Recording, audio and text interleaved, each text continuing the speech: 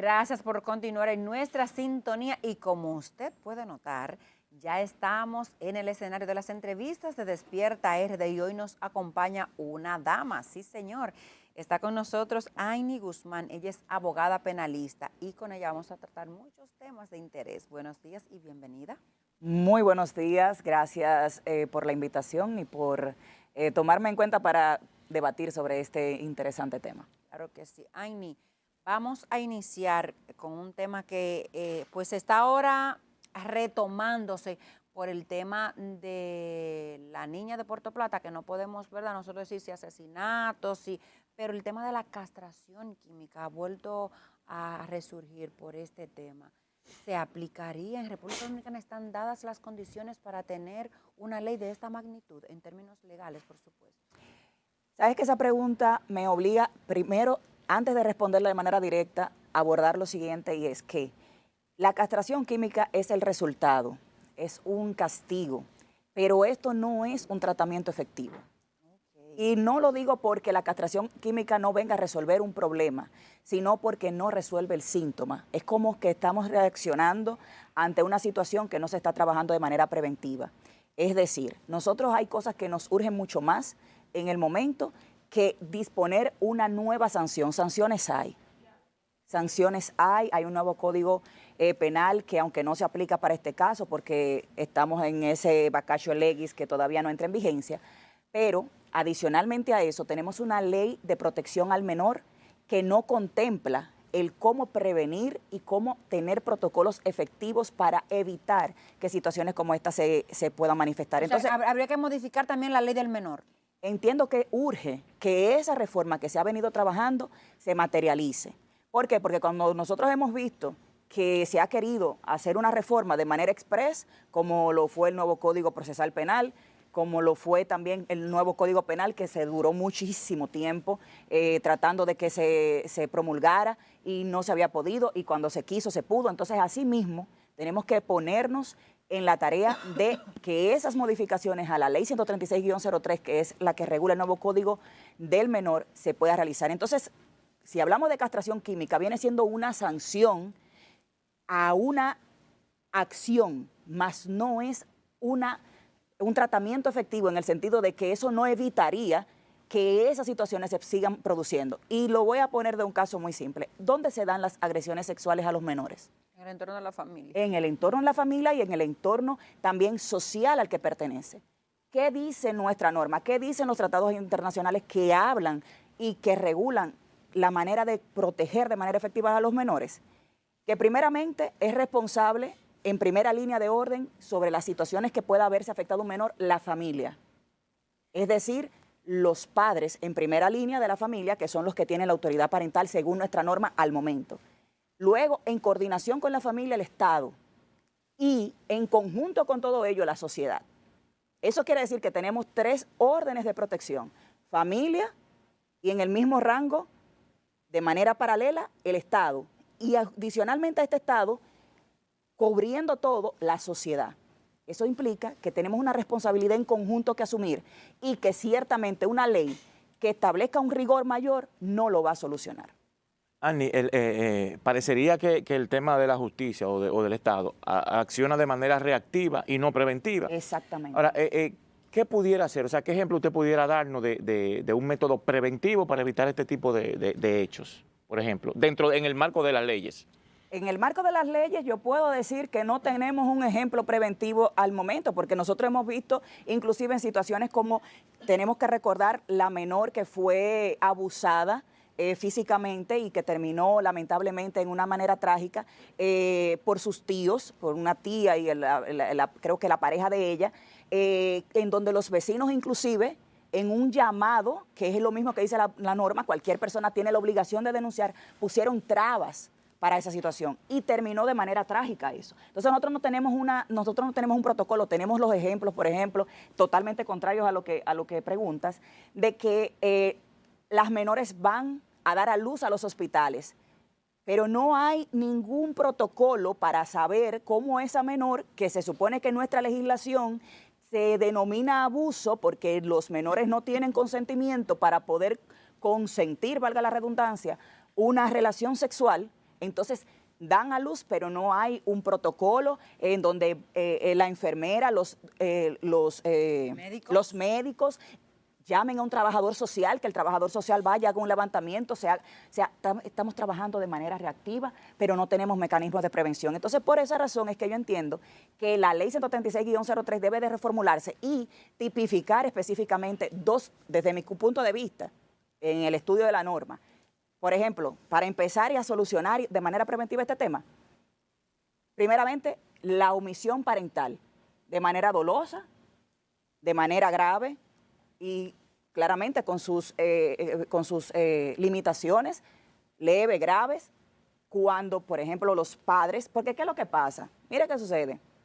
Los padres, se supone, el Estado, que es lo que acabo de decir, el Estado trabaja en coordinación, la autoridad parental y el Estado trabajan de manera conjunta. Entonces, ¿qué piensa? El Estado nace un niño y dice está con sus padres. El Estado no sabe si tú le dejaste el niño a una abuela, si se lo dejaste a un tío. Ellos lo asumen y lo dan por hecho. Ellos lo dan por hecho porque es así. O sea, es así, está con sus padres. Cuando eso no sucede, ¿cuál es la sanción a eso? Ninguna. No existe. Pero sí existe, por ejemplo, en otras cosas, porque es una materia que trabajo. Si, por ejemplo, un papá no cumple con el régimen de visitas, si un papá no cumple con la pensión o en su defecto la persona que tiene la guarda, hay obligaciones para el guardador, que es la persona que tiene la tutela del menor. Pero si un padre delega su responsabilidad en otra persona y no da aviso al Estado, ¿cuál es la sanción? Entonces, en ese sentido entiendo que debe de tipificarse esa omisión parental cuando el deber de cuidado y de vigilancia y protección han fallado de manera leve o de manera grave. Igualmente, el encubrimiento familiar es otro tipo penal que debe también de regularse. ¿Por qué? Porque dentro del marco de la familia muchas veces sabemos que ha sido ese menor víctima de abuso, pero nadie dice nada porque... Es un tío, un sobrino, el papá, un primo. Porque es familia, porque se genera un caos, porque es un tema delicado. Entonces, nosotros si comenzamos a tratar de manera preventiva legalmente eso y después llevamos a la castración química, está bien, pero llegamos a la castración química y realmente no va a solucionar el problema porque no se está trabajando el síntoma, la causa que se origina en la familia, que es por un deber de cuidado, protección y vigilancia que no se cumplen muchos de esos casos que en la mayoría podemos decir que vemos a diario. Lo vimos en el caso de la niña que acabo de decir que fue abusada por la tía y terminó en una manera trágica. Lo vimos en el caso en el que también acaba de suceder con esta menor. Lo vimos en el caso de tantos otros niños que realmente, cuando te vas al origen, hubo un descuido, hubo una omisión de la autoridad parental. Cuando se habla de encubrimiento, escúcheme que la interrumpa, yo quiero que me profundice un poquito más en el encubrimiento, porque siempre cuando los niños están con una familia, se supone que lo están cuidando. Así lo entiende el Estado también. Así lo entiende el Estado. Pero cuando es la mamá del victimario que dice que no fue el victimario que hizo de lo que se le acusa, ¿qué usted propone que cabría en este caso? Es que habría que evaluar la situación, porque, por ejemplo, una cosa es que como madre, yo no crea que mi hijo llegue a un nivel de criminalidad tan atroz. Y, lógicamente, como madre, quizá no he visto con mis ojos que eso haya sucedido y dé una opinión. Ahora hay que ver qué nivel de conocimiento, si hubo, tenía esa persona de que eso estaba sucediendo.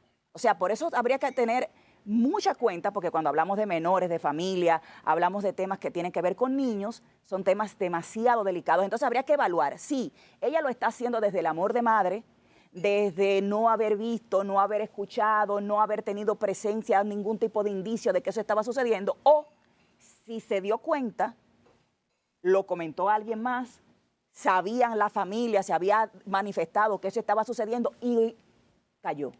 Eso es diferente. Recordemos ahí el caso, doctora, del, Donny Santana, que está cumpliendo condena porque le acusaron de violar a su hijastra y la mamá de ella prefirió cambiarla de colegio cuando en el primer colegio le dijeron que estaba pasando eso por un sinnúmero de situaciones que la niña había presentado síntomas y el colegio indagó, hizo su tarea, se dio cuenta y cuando se lo comunican a la mamá, ¿qué hizo? Ella la cambió de colegio y la puso en un segundo colegio y es el segundo colegio en el que dice, o lo decimos nosotros o lo dices tú, pero hay que denunciarlo. Entonces ahí es cuando se denuncia porque la mamá, que era su hija, porque no era hija de él, sino de crianza, prefirió ocultarlo o sea, no sabemos las razones, pero ella a sabiendas lo ocultó para proteger a su esposo. Entonces ahí vemos un claro ejemplo de cómo se tipificaría un delito de omisión de autoridad parental, porque teniendo la obligación de haber reaccionado de manera efectiva, poniendo denuncia, siguiendo adelante con un proceso que pudiera responsabilizar jurídicamente esa situación, no se realizó. Y además de esto, fíjate que hubo un sujeto obligado también que por esa omisión parental también incurrió en una omisión.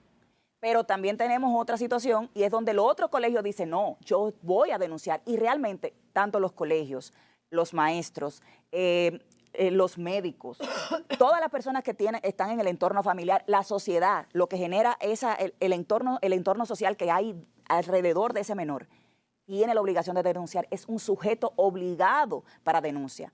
Y la otra situación entonces estaría en la responsabilidad estatal e institucional de saber cómo abordar, cuál es el protocolo. No existen en este momento unos protocolos que puedan decir, bueno, inmediatamente se recepciona una denuncia de esta naturaleza, cuáles son los enfoques que vamos a hacer. ¿Por qué? Porque hay una deficiencia también institucional en cuanto a los trabajadores sociales y es una cosa que yo vengo diciendo desde hace mucho tiempo. CONANI, a través de sus diferentes entidades, específicamente los trabajadores sociales, trabajan de manera excelente. El problema es que no dan abasto. Los trabajadores sociales, cuando hacen sus levantamientos, cuando hacen sus informes, se comprometen con esa situación y yo digo, wow, esto es especial, esto es maravilloso y siempre alabo esa labor. El problema es que no puede abarcarlo todo.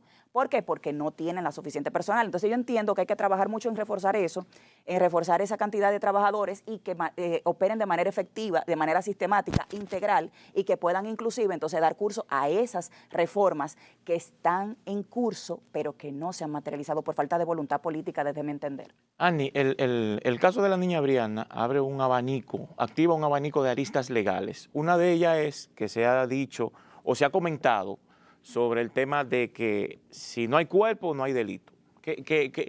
¿Cómo es eso? Háblenos de eso.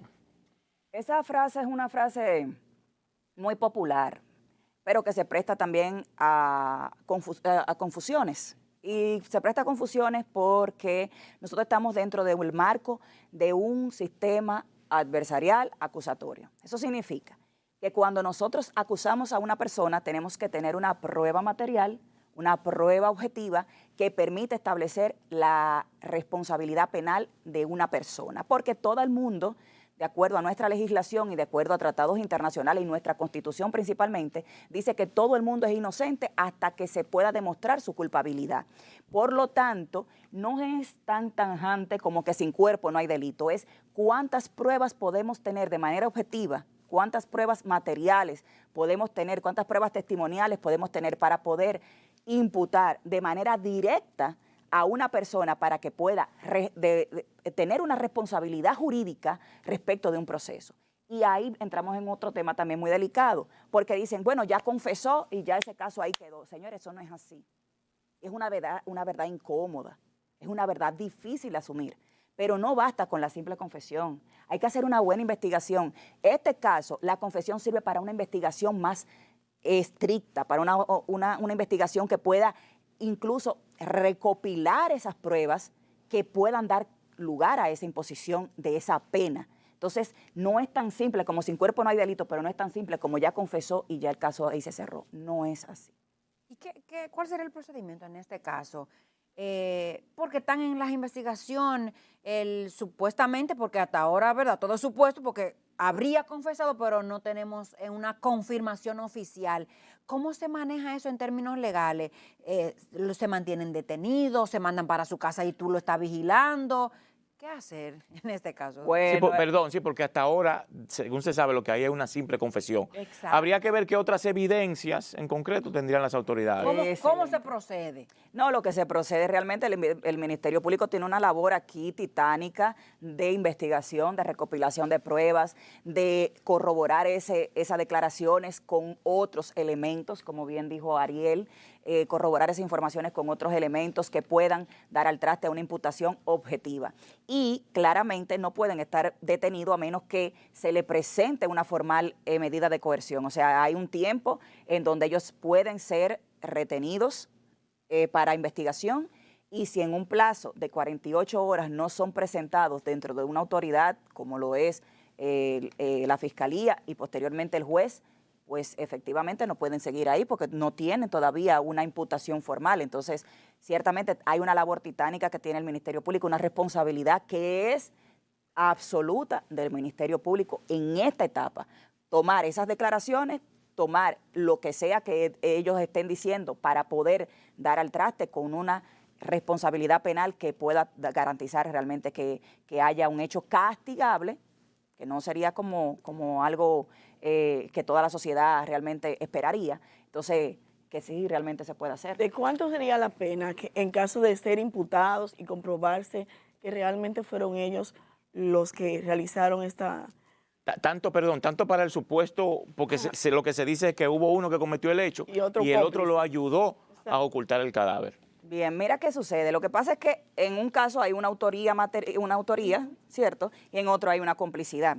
Pero habría que ver cuáles son los tipos penales que el Ministerio Público pudiera imputar de acuerdo con las declaraciones, con las pruebas recopiladas. Nosotros no pudiéramos hablar de pena hasta tanto no sepamos cuáles son esos tipos penales, porque se habla de una presunta violación, pero realmente tendría que verificarse con un cuerpo, realmente con una experticia que sí fue violada. Tendríamos que ver si realmente estas personas son las directamente responsables, y entonces en ese caso ya ahí pudiéramos hablar de pena, pero a priori nosotros no pudiéramos simplemente con simples rumores decir, bueno, pues en un caso normal de asesinato serían 30 años, pues obviamente estamos enfrentándonos a eso. También tenemos en cuenta de que en este código viejo, que es una de las partes de las reformas que se han hecho, nosotros no contemplamos, por ejemplo,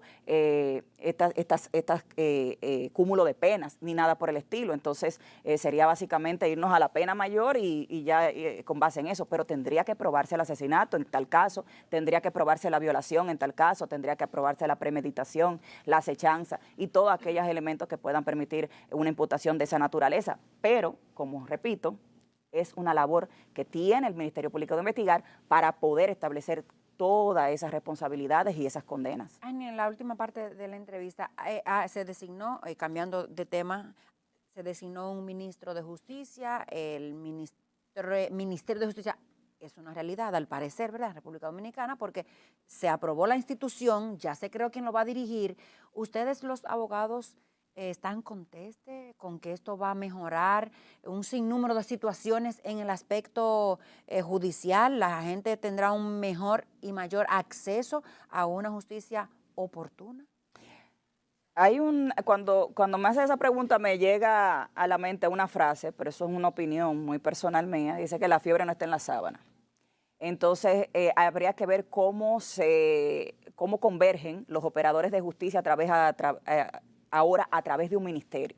O sea, habría que ver cómo se estructura esto y cómo se aplica, porque ciertamente hay países como Colombia en donde tenemos un Ministerio de Justicia que funciona relativamente, vamos a decirlo de esa manera, y un Ministerio de Justicia que ha trabajado de manera orgánica con esos entes del Estado, con esas instituciones estatales que conforman el sistema de justicia. Entonces, habría que ver qué modelos vamos a aplicar, qué estrategia vamos a implementar y cómo esto va a funcionar. Tendríamos que verlo en funcionamiento como para dar una opinión de saber si estamos contestes o no, porque realmente, como digo, todo es un tema de ensayo y error. Entonces, y que aquí somos expertos en traer modelos de otros países que tienen una realidad muy distinta a la nuestra. ¿Y podría aumentar la burocracia para la aplicación de justicia esto? Pudiera ser, porque es un organismo que realmente viene a representar una entidad del Estado. Entonces, convergiendo con temas que se supone que ya son justicia independiente, como es el Ministerio Público, también el Poder Judicial en cuanto a todo el tema de los tribunales y demás. Entonces, habría que ver realmente cómo se va a estructurar todo esto. Y realmente me gustaría verlo aplicándose para saber que realmente sí funciona y que nos va a dar el resultado que esperamos que dé. Bueno, ojalá y sea así y no sea otra institución cosmética que venga a retrasar los procesos. Y dijo el presidente de la Suprema que se redujo la mora judicial en estos años. ¿Usted está de acuerdo con que se redujera en los términos que lo dijo? Lo que pasa es que cuando hablamos de porcentaje, como habló el presidente de la Suprema Corte de Justicia, Henry Molina, yo no pudiera tener las bases para rebatir ese número. Ahora bien, la realidad que vivimos en los tribunales es que realmente hay un retraso, demasiado retraso en cuanto a las soluciones de los procesos, en cuanto a las fijaciones de las audiencias, en cuanto a las solicitudes respondidas que hacemos, donde nosotros a veces esperamos hasta 2 meses, 3 meses porque se fije, o cuando se aplazan las audiencias para que se vuelva a fijar una audiencia, y así sucesivamente vemos que tenemos años y años esperando por una respuesta, por un fallo, inclusive en tribunales civiles, que también se alarga mucho. Entonces, vemos que también es un tema por jurisdicción, porque cada jurisdicción también trabaja de manera más ágil o más lento. Entonces nosotros no podemos comparar en ninguna medida el Distrito Nacional con la provincia de Santo Domingo y así sucesivamente. Entonces creo que sí habría que volver a revisar esos informes que llegaron a ese porcentaje y que él los dijera en televisión, porque realmente tenemos nuestras dudas. Bueno, gracias, Agni, por estar esta mañana con nosotros, dándole luz a la teleaudiencia de estos temas tan importantes. Gracias a ustedes por la invitación y por siempre tenerme presente para poder esclarecer esos temas. Bueno, señores, con esto ponemos un punto final a la entrega de toda esta semana de Despierta RD. El próximo lunes otra entrega cuando el reloj marque las 6. Usted tiene este compromiso. Hasta entonces, feliz fin de semana.